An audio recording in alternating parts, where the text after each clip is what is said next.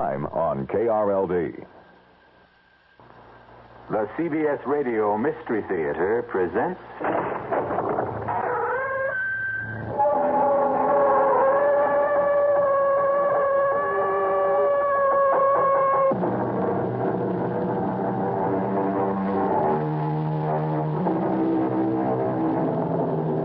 Come in.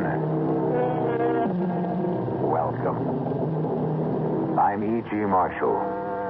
Welcome to the sounds of suspense, to the fear you can hear. Welcome to the world of nightmarish probability, where the icy fear of the unknown can lead one down strange and terrifying paths. In our story, Alex Harper confronts the impossible, and the encounter produces a devastating effect. It's Ace, our dog. He's dead. I see him, Alex. There isn't a mark on him. Nothing. Look at his face. Oh, it's horrible. If I didn't know better, I'd say that something scared that pup to death.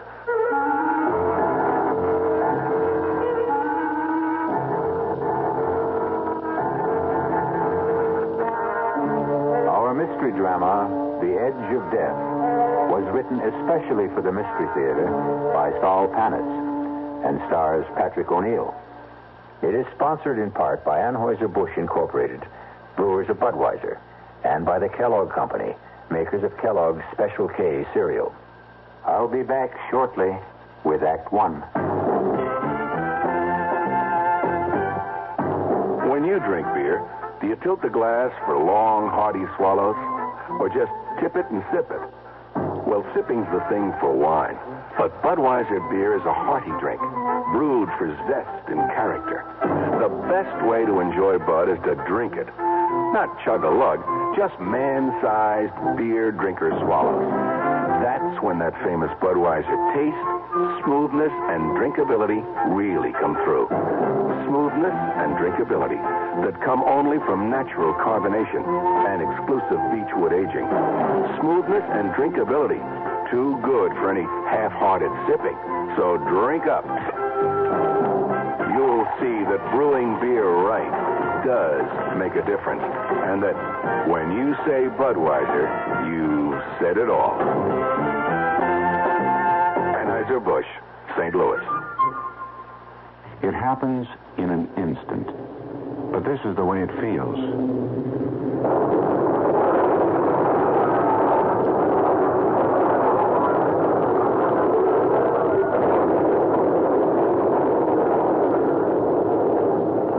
The driver was speeding, but the crash goes on and on, almost in slow motion.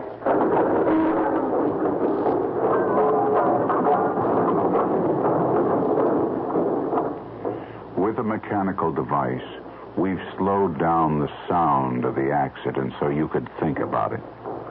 If the driver had slowed down, there probably would not have been an accident.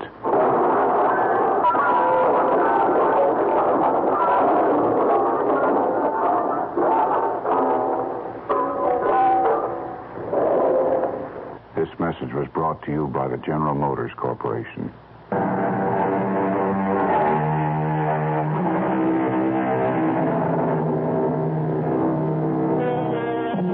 Meet Alex Harper, farmer. Right now, his left arm is in a sling, heavily bandaged to protect the more than 20 stitches. Just a small accident on his tractor. First time in his 28 years as a farmer that he'd ever suffered more than a slight sprain or a minor bruise. It is a late August morning, an unreal sky, so blue it almost hurts the eyes to look at it. Even now, there is a promise that the cool dampness of the morning will soon yield to the stifling heat of the prairie sun. No matter what you say, I still don't think I ought to leave you alone. Who said I'm alone? You hear what Judy said, huh, Ace? Oh. Can't you be serious for a Oh, second? because I think you should go. Now, we've been over this a dozen times. If something was to happen, I'd never forgive myself. Oh, what if? What if the sky fell down, Chicken Little? Well, your arm. It hurts, doesn't it? Did I say so? Oh, whenever you get this way sarcastic, you're covering up. You can't fool me. Take another pill. Another one, and I'll be going around like a zombie. Oh, and I'll ask Dr. Stevenson if he can give you something else. But I don't want something else. Now, you go on, get your annual checkup, do a little shopping if you like. I still think I ought to be here. After last night. Oh, boy, last night again. I'm not a hysterical woman. I didn't say you were. Well, you thought so. Well, you get me up out of a sound sleep and insist that there are lights and noises. No, I heard something last night. It wasn't a rabbit or a deer. There was a flashing light. I'm not an idiot, and I haven't got that good imagination to make it all up. And now I'll go.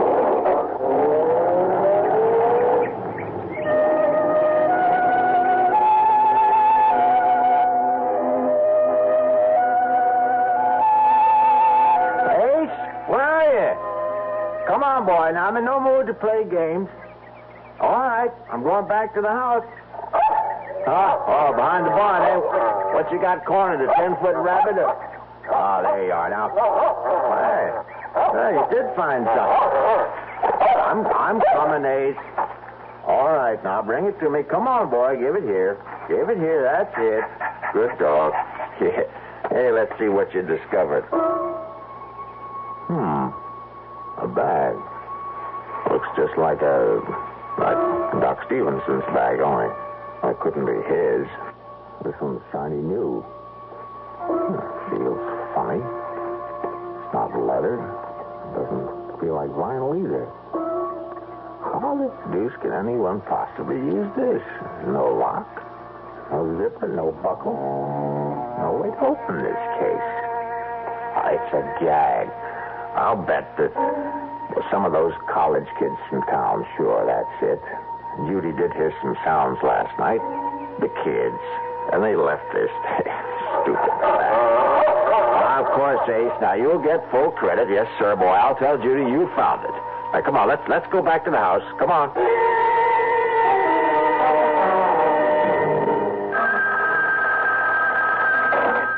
That's you, Alex? Doc, hello. How's the arm? Not bad. Now, when are you going to take the stitches out? One of these days. Now, don't rush it. That's a mighty bad tear. Will you level with me? Shoot. Will the arm be as good as new? Well, not really. Some of the muscles were torn. Well, you'll have movement, but there will be limitations. You were lucky that it's the left and not the right. Yeah, lucky. And you'll end up with a beautiful scar. Say, Doc, is Judy still there?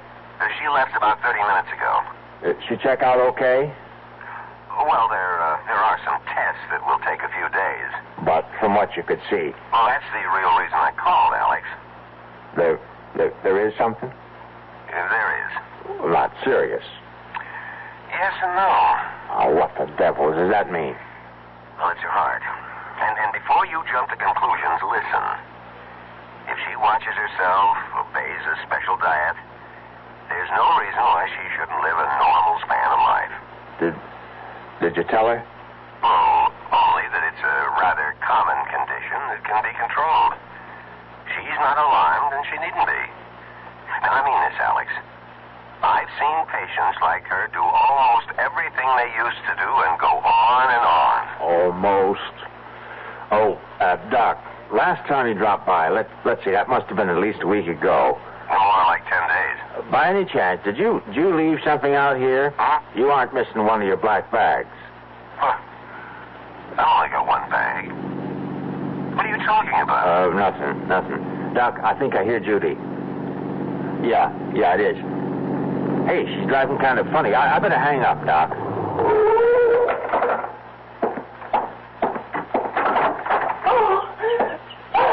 Oh, easy now. Whatever it is, you're home. I'm so frightened. Oh, sure. A few miles past the Clearwood Sanitarium. You know the big curve through the woods? Yeah. I slowed down. Well, would you rather talk about it a little later? You're shaking all over. Now, come on inside, Judy. I'll make some tea. Come on. Yes, like that. Inside. With the walls around me. Oh, Alex. Yes? We're in danger out. Oh, now, Judy. I saw him. I tell you, I saw him. Who? Death.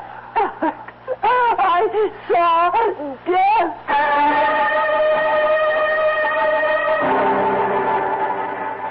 Do you feel better now? Yes. Look, I can hold my hands out and they don't shake anymore. Now, maybe I ought to call the doc anyway. I guess you must think I... Oh, Alex. I was maybe a minute or so past the railroad bridge when I heard this thing. What thing? It was on the news about a patient at Clearwood escaping. And, please notify if you see him and telephone number and all. Any description? Well, all I can remember was something about his being dressed all in black. Nothing more. Hear that? What? Siren? Police siren? Well, it could be a fire truck. Oh, yes, I suppose so. You've heard sirens before. Yes, I know, but... No buts. But they're searching for him. I still don't know who him is, except he's one of those mental cases from Clearwood. Well, he was just standing by the side of the road. At first I could barely see him in the shadows, dressed in black as he was. Well, what'd he do? Nothing. Just stood there, looking. Didn't threaten you? And then he said something. It was like, I want to communicate with you. Yes, I think that was it. And you got out of there fast. Did he shout? No. His voice was soft and mild. And he said communicate? You sure he used that word? Communicate, yes. It's a queer word to use, don't you think? I mean, most people would say talk. I want to talk with you. Communicate. I know what I heard. I looked up when I heard him, and by now he was in the sunlight, and I could see him clearly, just a few feet away. Alex, he had no face. Now, Judy. I know what I saw. There was no face. I'm not hysterical, and I saw him. Now, if you say so. Oh, why don't you believe me? Because I can't conceive of anyone without a face, that's why. Now, all right, let's start from the beginning. Did you see his eyes? No. Was he wearing a hat? Yes, a black one. Well, it could throw a shadow over his eyes so you couldn't see them. It's possible. Well, it has to be. How the devil could anyone? He could have been in an accident, surgery. But how would he... All right, let's go on. Now, what about his nose? No, I didn't see any. Could be the hat again. Mouth? His mouth, Judy. You see, if the sun was hitting over his shoulder, then there'd be a shadow from his hat. In that case, the mystery's over. You're trying to make me feel like a fool. I don't care what you or anyone else think, but I saw a man with no face. And you can know what you can do with your theory about the sun and the shadows. I don't know about flying saucers, and I don't take pills, and I don't smoke pot, or whatever they call it. And I'm not crazy in imagining things. For your information, Alex, my eyes are still 20/20, and they saw, oh, God help me, a man without a face.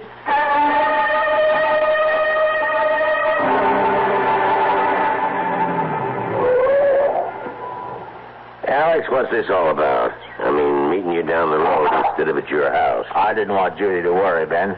Well, I'm a police officer, not one of those secret agents you see in the movies. Ben, she says she saw the patient from Clearwood. Is that why you got me out here like this? He escaped. You make it sound like he's Jack the Ripper. Because he's from Clearwood, you got the idea he's a raving, homicidal maniac. Oh, sure. All they've got out there are a bunch of lovable folks who are just a little mixed up. You're really upset. Never seen you like this. Guess I didn't know how much until right now. Judy ran into him on that big curve near Clearwood. She wasn't the only one. We've had calls from all over. Funny, you get sober citizens seeing him at the same time, and miles apart, and dressed different. Happens every time. Take a hot day, mix in a little imagination. And this was real. Of course it was. And Judy's not, well, she's not the type. Now, take my word for it, Alex. Every time something like this happens... Naturally, they're doing something about it, like cruising the highways, enjoying the scenery. I'll give him credit for enough brains to hide out. Oh, I suppose you want police officers out in the field? That's where they ought to be. Sure. We'll hire a couple of hundred extra. Won't that make the taxpayers jump for joy? Come here. What for? Now, come here. I won't bite. I want you to hear this. This is 5. This is 5. Receiving 5. That you, Ben? Over. Look up something for me, will you? Over. Go ahead. Over. How many identifications we got on the Clearwood thing? Give me a second. There it is. Ben, we got 12 so far. Over. Hear that, Alex? 12. Everyone's a positive, too. Point blank range. Over. What's the spread? Over. This will kill you. Nearest one is 2 miles. Longest is over 30. Over. See, Alex? Everybody sees what he wants to see. You still with me? Over. Yeah, right here. Over. Something you might be interested in. Over. Standing by. One of the boys here says it must be some kind of calls it mass hysteria or something. About half the idents claim this guy is nothing like anything you or me ever seen. Like how? Get to it, will you? Well, they say they had a close look and that he ain't got a face like you and me.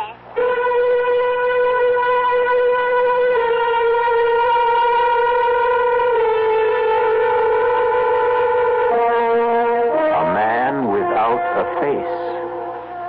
Judy is not the only one. But think for a moment. In this last part of the 20th century, and its attendant wonders and discoveries, what is true and what is unreal? Is there anything no longer possible? Is there? I'll be back shortly with Act 2. Hi, son. Hi, Mom. Hi, Dad. Hi, Junior. Kellogg's Special K presents Junior Gives Up. Junior, why aren't you eating your Special K? It's your favorite cereal. Oh, just 'cause. Just 'cause why, honey? Just 'cause Darla said some evil things about it. That's just 'cause why. Hi, Mom. Hi, Dad. Hi, Darla. Hi, Sis. Hi, Junior. Darla, what did you tell Junior about his Special K? Daddy, all I told him was that Special K is good for him. Yeah, and anything that's good for me never seems to taste good. Junior, you already know that Special K tastes good. Oh, I believe. Darla, or my taste buds. What's that, son? Oh, nothing, Dad. Son, Special K is America's favorite high-protein cereal. It's got minerals, vitamins, iron, and all those good, nutritious things. But it got to be so popular over the years because it tastes good, too. You mean it's good for me and tastes good, too? Right, son. Right, Dad. Right, Junior. Right, indeed. Start your balanced breakfast with Kellogg's Special K. It's nutritious and delicious. Right, Dad. When my children were growing up, they sat for hours playing with a puzzle. I'm Art Linkletter, and I'd like to tell you about the wonderful wooden inlaid puzzles that Play School makes. Play School, a Milton Bradley company, has been making toys for generations of preschool children. Play School makes all kinds of wooden puzzles, from the simplest animal puzzles to the more advanced ones. And they all challenge a child to solve problems while having fun. And Play School puzzles are well made to take a lot of punishment. Play School is also famous for blocks, all kinds of blocks, embossed wooden alphabet and number blocks, kindergarten blocks, even a can of colored blocks. Children will satisfy their urge to build and create with Play School blocks, and like all Play School toys, their blocks and puzzles are sturdy, so they can be handed down from generation to generation. Your children will have a lot of fun playing with Play School blocks and puzzles every day. And every day is a good day to make a child happy.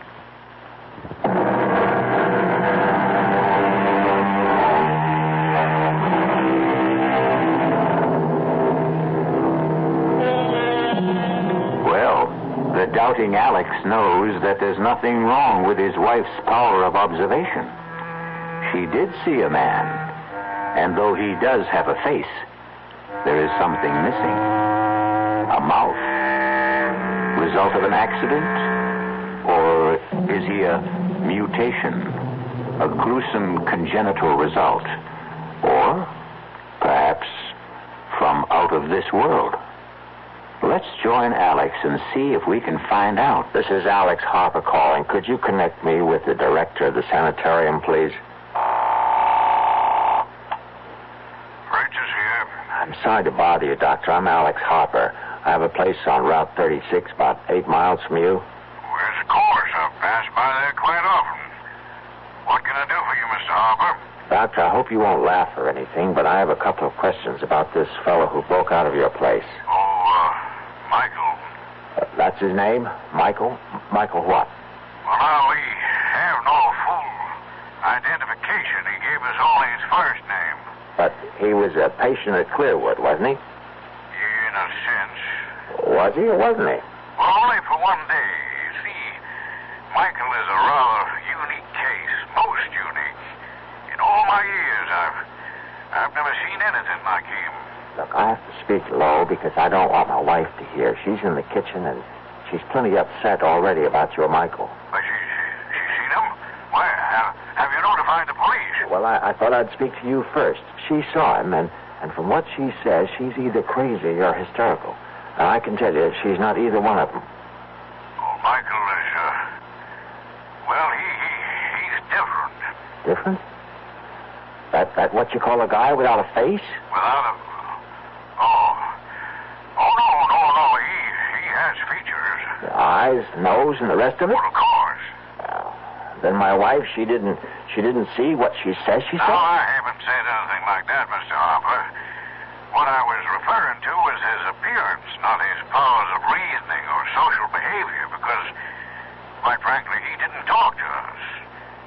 Outside of his name, we couldn't establish contact with him at all. Well, what about his, as you call it, appearance?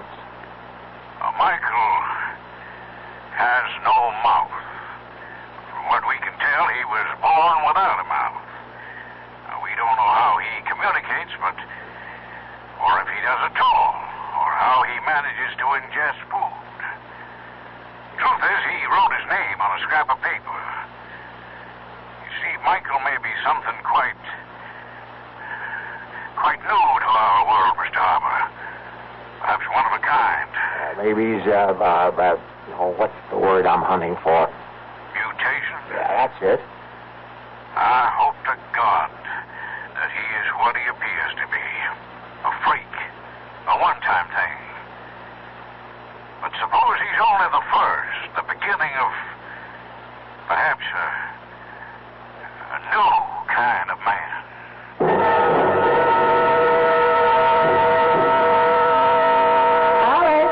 Right in. Uh-oh. What were you... Oh, no. Oh, it's only an old ashtray. No big loss. How'd that happen? I got up when you called, and this case was on my lap, and it fell off. Well, you'll pick up the pieces, won't you? I've got something cooking. Sure. Hey, it's open. Judy, the bag is open. What's open? Oh, well, never mind. Well, what do you know? Hey, will you look at this? Now, Alex, you want me to ruin supper? Well, it's almost like a miracle. You see, Ace found this bag, and I couldn't figure out a way to open it. It looks just like the kind of bag Doc Stevenson carried. You don't have to be an engineer to open one of those. Oh, yeah? Well, this one has no lock or no nothing. And when I just dropped it and broke the ashtray, it opened up. Look what's in it. Let me see this eighth wonder. All these bottles. That's strange. Hmm? Doesn't feel like glass. Plastic. Not plastic either. I never felt anything like this. Oh, what's the difference? Say, here's one that says cardiac arrest. And this one's cerebral occlusion and lymphoid carcinoma? Ajana pectoris and respiratory carcinoma. Spinal sarcoma. And this one at the end, tuberculosis. Alex, what is all this? What are these pills? Well, how should I know, except that they're important. Here's one that's different. For cuts, bruises, and dermatological eruptions. Looks like talcum powder. It obviously belongs to a doctor. But what a doctor? What does that mean? Have you ever heard of a doctor who has a bag full of pills that cures heart disease and cancers, not to speak of stroke? the worst plagues of mankind, and here in our hands are the answers to what science has been searching for? Cures? Those pills aren't cures. Who ever heard of a pill curing cancer, heart disease, or stroke? Well, why not? Think a moment. Look at this bag, Judy. Ever seen anything like it in your life? I tell you, I don't understand it. I don't know where it came from, but it's like nothing on this earth. And these pills, now go on and laugh if you want to, but I know they can do what their labels say. Now, I can't prove it, but I know. All right, dear. If you want to think that, you go right on. I've got dinner to make. Now, don't patronize me. Alex, aren't you carrying this a little too far? You don't seem to realize what we have here. And you do. Those things could be dangerous for all you know. Oh, my God. Now, how can I prove? Whoa. Wait, there is a way. And right now, here, help me. Here. No, don't, Alex. All right, then I'll get these bandages off Please, myself. Now, I'm begging you. Now, the doctor said that... It's kind of awkward. Now, get scissors and cut some of this away. Now, get it. I won't be part of this stupidity. Now, you've lost your mind. Are you going to help me or not? Now, once I get the bandages off, I'm only going to put some of that powder on the stitches and on the skin where it's so red. That's all. A little powder. Oh, now, what can happen? What? Honey, don't you realize what this is all about? If this should work, and it will, you'll see, then those pills for cancer and heart... See now? Alex, these things happen in stories, but not... It's for you. You'd be well. Don't you understand? When Doc told me what he'd found, that you had a heart condition, But he assured me it was nothing to worry about. Oh, the old bedside manner. He wanted to break it to you easily. Did he tell you that it No, was... I can't say that, but how can heart disease be anything but serious? So when somehow the bag opened and I saw what was inside, I couldn't think of anything but that you could be cured just like that. Oh, honey, I love you. Oh, Alex, I guess it's all right. Where are they? Here they are. That's better. Now, careful now. You don't want to cut those stitches. Good. That's fine. The skin is so red. Sorry, looking mess, I know. Now, please, give me that bottle of powder or whatever it is. Alex. Please. Here. The bottle is warm. Well, it's a hot day. Oh, it feels as though it's generating the heat itself. Isn't that wild? Judy, will you do the honors? Just shake some all over. All right. That should do it. A little more. It's all covered. That ought to do it. Feel anything? Not yet. How long do you think it'll take? That is, if it... Well, it hasn't even been 30 seconds. I suppose it'll take a little time, though. I didn't expect a miracle like that water into wine kind of thing. The powder's got to work its way in. Well, I'll get some fresh gauze. You still ought to keep it covered. Yeah, that might not be a bad idea. I wonder what's bothering Ace. Oh, there he is. Alex. What is it? Look over there. It's him. The one Ace is running after, the man I saw on the road, the man without a face. I'm going after him. Now, lock the door after me and call the police. Oh, no, don't. Let the police handle it. He's heading out to the East Fields. Now, call him. Tell him. He might be dangerous. No, I won't get too close. Just enough to keep track of him till the police get here. Oh, just thinking of him. I'm so frightened. Oh, now, there's no need to be. I didn't want to tell you before, but I talked to the head of Clearwood, and this guy, this Michael is his name. He's a little queer, but he's not dangerous. Anyway, there's nothing to worry about as long as you stay inside. Twice in one day. Why here? He's not after you. What reason would he have? I suppose not, but somehow... Alex! That's what he wants, the bag! The medicines!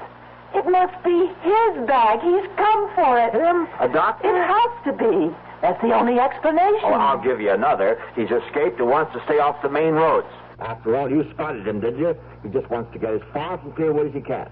By chance, he was cutting across our place when he ran into Ace. Now, look. Now, I'm going to go after him before he gets too far. Remember, the police and the door.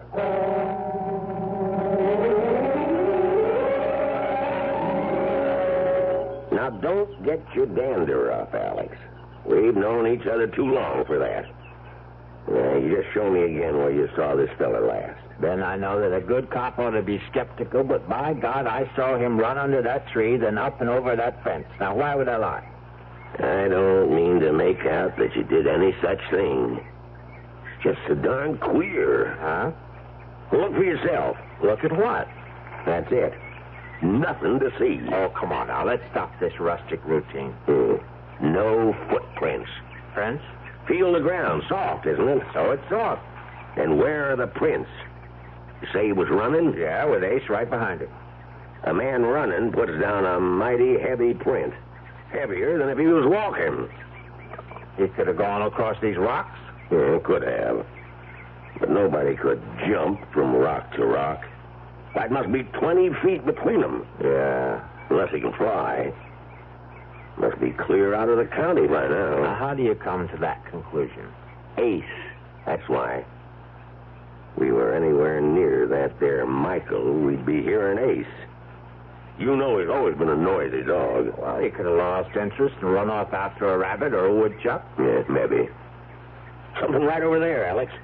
To your right. Grass is too tall. I can't see a thing. Something black. This side of that thorn bush. I see it. He's wearing black. Everything black. Yeah. Come on now. Stand up. Now, I'm telling you for the last time. Put up your hands and come out. Now, I'm going to fire a shot in the air, and if that doesn't fetch you, I'll put the next one into you. Ben, I don't think he's coming out. You won't shoot, will you? Just you watch. But he isn't armed. How do you know that? Well, if he was, he could have cut you down. Standing up, you make a beautiful target. You got something there. I'm going in. I got an idea. He's so scared he can't move. Now, don't be stupid. Come back. Oh, my God. Of all the stupid things... Oh, it's Ace. Our dog. He's dead. Yeah. Gee, I'm sorry. Oh, there isn't a mark on him. Look at his face. Oh, it's horrible. If I didn't know better, I'd say that something scared that dog to death.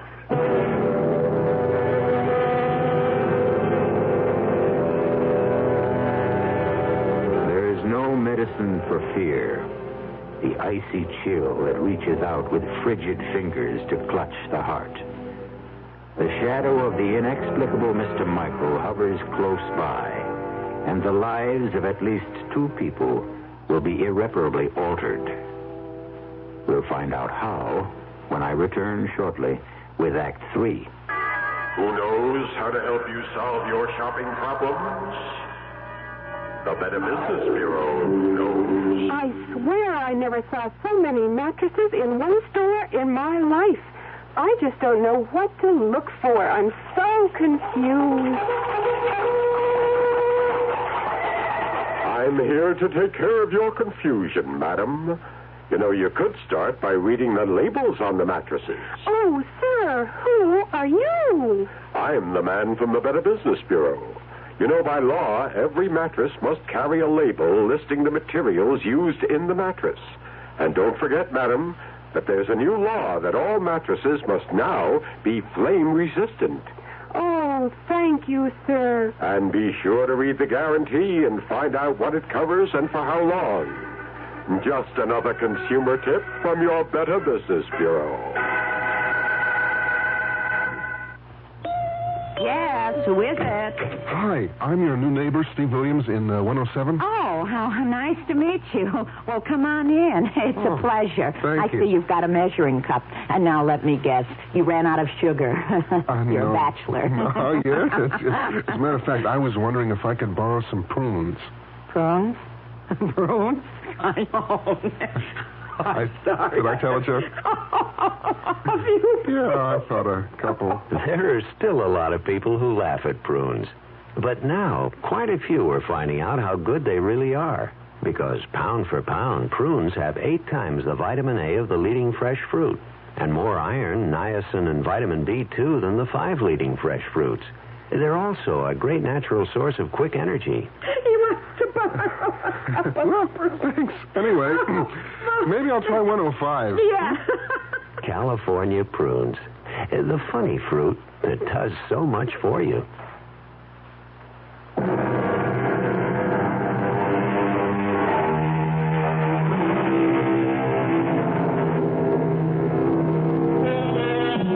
The family dog has died mysteriously, and the presence of Mr. Michael is as real as if he had knocked at the front door. Now the ride back to the farmhouse is a silent one, broken only by a few perfunctory remarks as it comes to an end. I'll keep in touch, Alex. If you see anything, give us a call. Yeah. Mighty sorry about Ace. See you, Alex.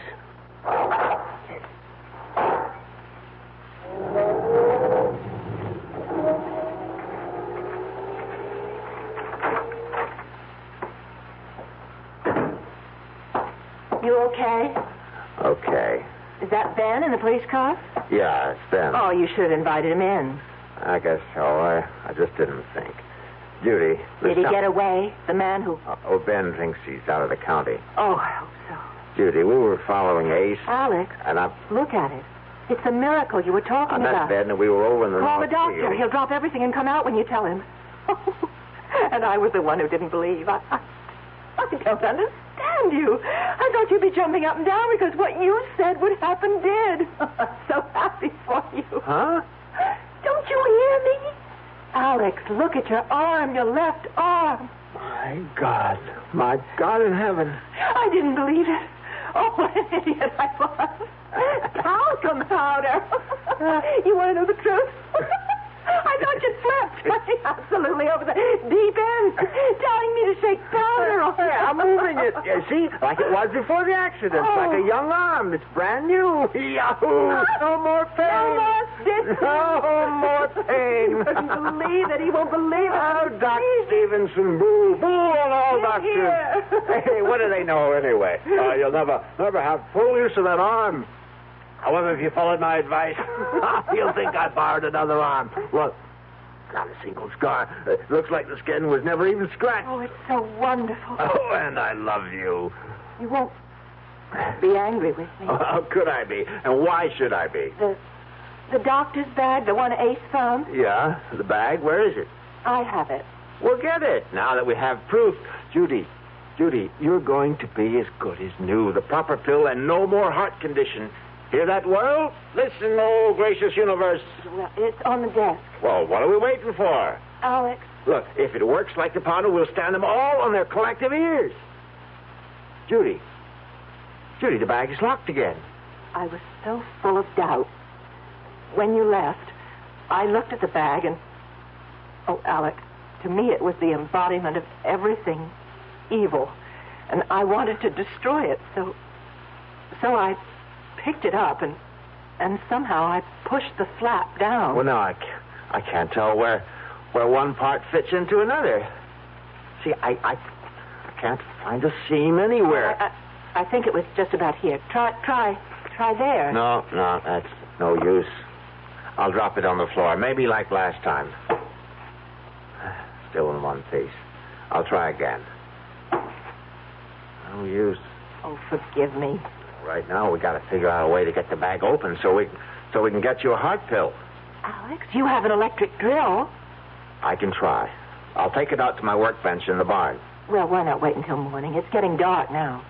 No time like the present. Now, give me a shout when dinner's ready. If I'm lucky, I may be back before then. I'll get this thing open if I have to use dynamite. Here goes.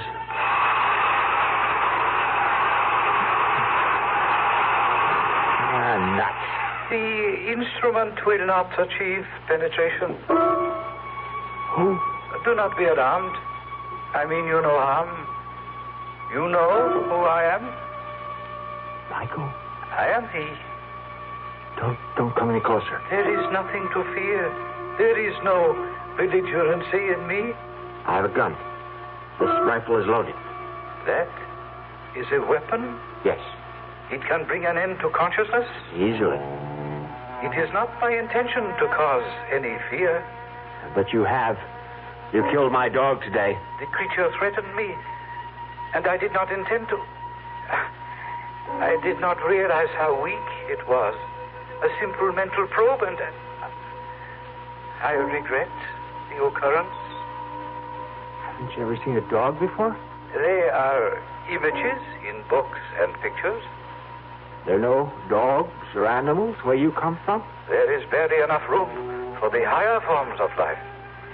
We have never learned to curb our reproductive powers, it seems. Well, where is this place you come from? This is Earth, the third planet from the sun, I think. I know. It is my home, too. Oh, that can't be. I exist, but not of your time. Not of my time? Time runs on. There is a past, a present, and a future. The threads are simultaneous. Oh, now, you don't expect me to believe. I am fatigued from my experience, and I must return. If you will kindly give back my case to me, the one you have on the bench. It's yours? That is why I have come. It was misplaced, lost. But now that I have found it... Well, there's no argument about it, Doctor. It's yours. I am not a doctor, not in the context of usage in your time.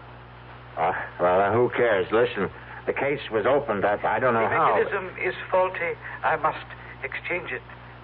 You did not utilize any of the contents. Well, only some of the powder and the bottle labels. Yes, I am aware. But I did a fantastic job with my arm. Look at it. Look at it, Michael. Would you believe that only a few hours ago it was a match? I am well aware of the powers inherent in the powder.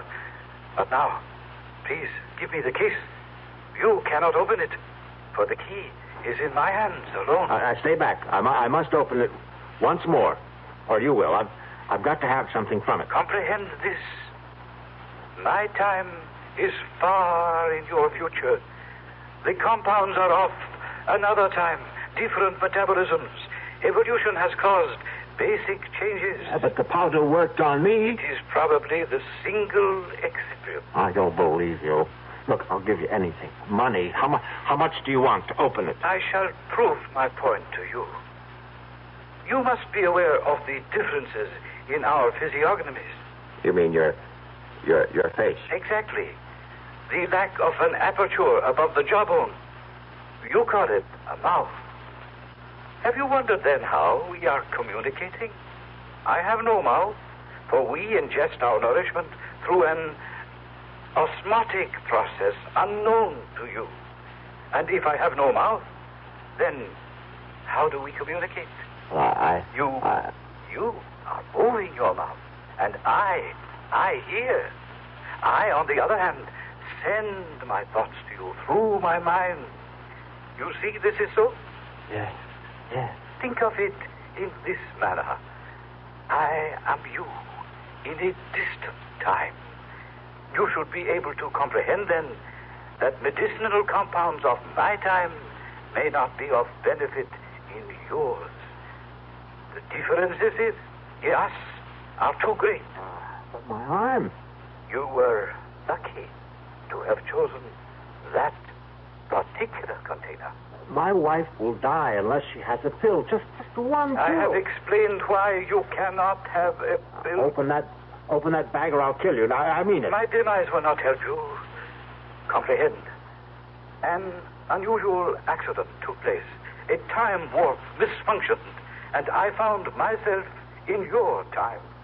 The accident must have disturbed my balance, and I wandered from this place, leaving my case behind. We have communicated sufficiently. I feel joyous that your infirmity responded to the powder, but I cannot allow you to maintain possession of the case any longer. Stop. I took a vow to protect it with my life. I must fulfill that vow. Give it to me. That'll hold you for a while. You don't realize it, but you told me how to open this. You said the key is in your hand. It'll open to your handprints. Now your right hand on the bag. Oh, nothing. Well, maybe both at once. There. I'll try one on each side. Yes. Yes, I've got it. Judy, it's open.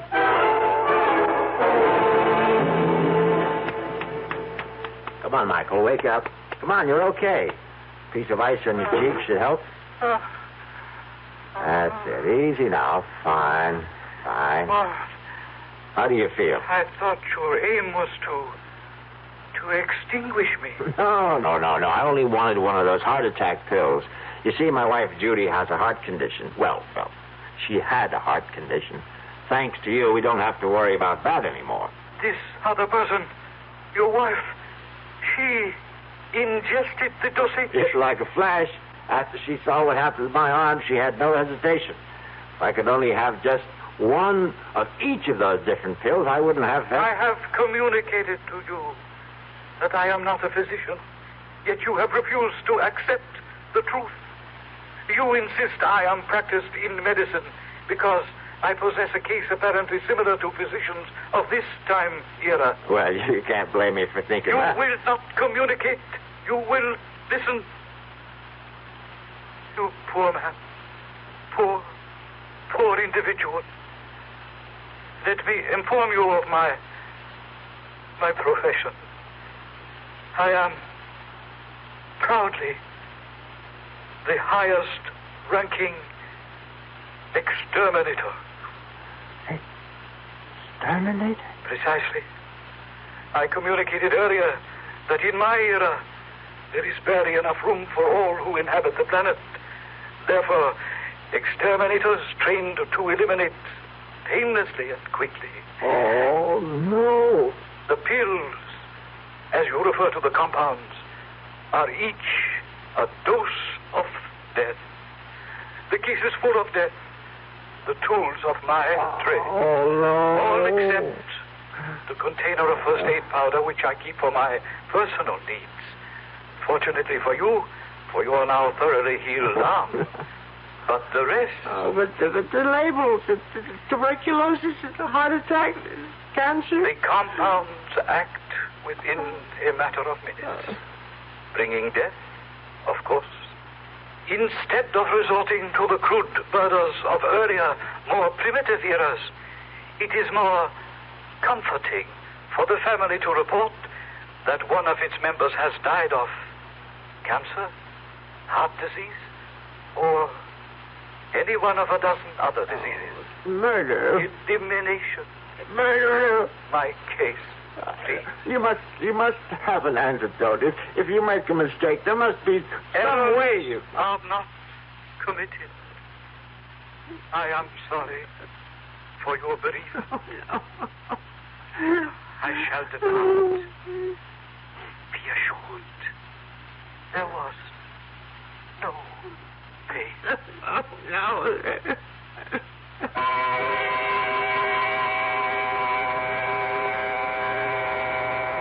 Naturally, there were those who were skeptical. A man from another time who conversed through telepathic means? Much too fantastic. Alex Harper would look with infinitely sad eyes and agree that it was too much to expect anyone to believe his story. Except for one thing. And he would bare his left arm. Explain this, he would say. And if you can, I will agree that I dreamed the entire nightmare. I'll be back shortly. Hi, I'm Hal Linden. There's a lot of talk these days about America's energy crisis. Talk about doing without heat, about doing without our cars, about what's going to happen if we run out of fuel. Well, we may not have to run out of fuel if we all work together to conserve the fuel we have. That means turning your thermostats down to 68 degrees during the day and turning them down to 60 at night. It means turning off lights, TV sets, and electrical appliances the minute we're finished with them. It means driving no faster than 50, starting or joining carpools, avoiding the kind of stop-and-go motoring that eats up gas by the gallon. In short, it means saving every ounce of energy we can, every chance we get. So please, do your part to make the fuel supply stretch a little further. For your own sake, don't be selfish. Don't be foolish. Don't be fuelish. This message from the Federal Energy Office and the Advertising Council.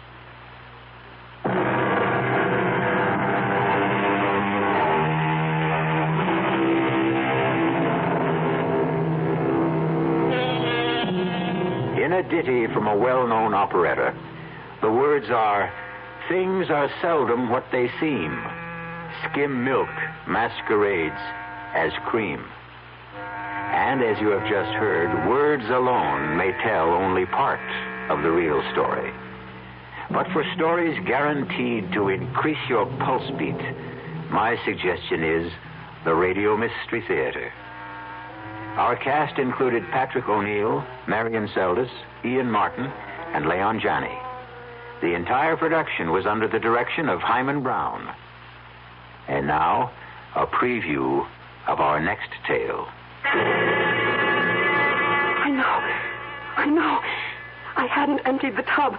The water's still there. It must be. I'll show you. I don't understand it. Tub's bone dry, ma'am. Hasn't been used. Not tonight, anyway. His clothes. Howard's clothes. He'd empty his suitcases and put his clothes in the closet. Here's his suitcases, too. Just ladies' clothes. Yours, ma'am? Yes. Now, hey, look, don't cry. Hey, look, this dream you had. It was no dream. Okay, so maybe you imagined... I didn't imagine anything. Do you imagine a husband? Do you imagine a month-long honeymoon? Do you imagine a man in a chair with a knife in his chest? This is E.G. Marshall inviting you to return to our Mystery Theater for another adventure in the macabre. Until next time, pleasant dreams.